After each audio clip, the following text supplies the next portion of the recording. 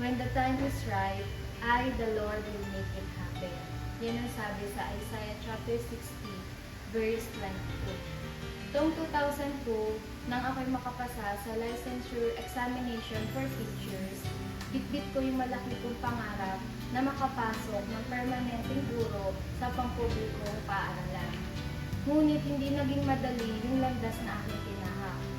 3 beses ako nagparang sa Department of Education sa loob ng 3 taon.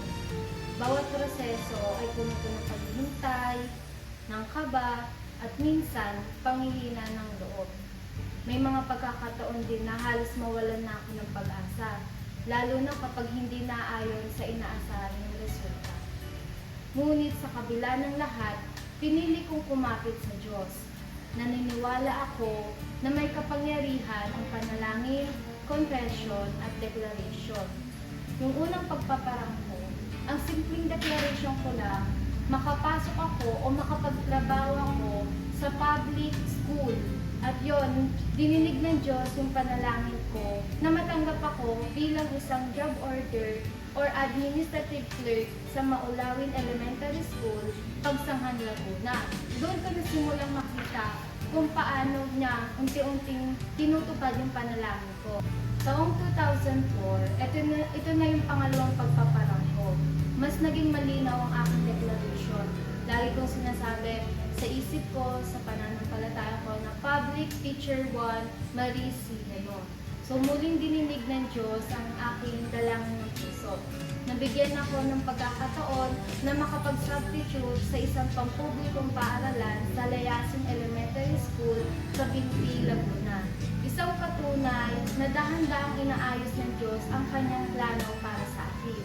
At sa nakaraang taon, taong 2025, ito na yung ikatlong pagpaparang ko. Mas naging matatag na yung aking pananampalataya, buo na din yung aking declaration na Permanent Public Teacher 1, Marie C. Henon. At sa biyaya at walang hanggang katapatan ng Diyos, natupad ang aking panalangin. Ngayong 2026, ako ay isa ng Permanent Teacher 1 sa Kinale Elementary School, Cayuga, Laguna. At doon ko lubos na napatunayan ang katapatan ng Diyos. Hindi siya kailanman nahuli, hindi siya nagkukulang, at lalo hindi siya nakakalimot sa mga pangako niya. The Breakthrough 2026 is not just about achievement. Ito ay patunay ng biyaya, tiyaga, at walang sawang pagmamahal ng Diyos. Kapag ang pangarap mo ay inaalay mo sa Kanya, iingatan niya ito, uhubugin, at ibabalik sa iyo sa panahong handa ka na. Kaya kung ikaw man ay nasa waiting season ngayon, huwag kang susuko. Patuloy ka lang manalangin, maniwala, magtiwala. Dahil ang breakthrough ay paparating na rin. To God be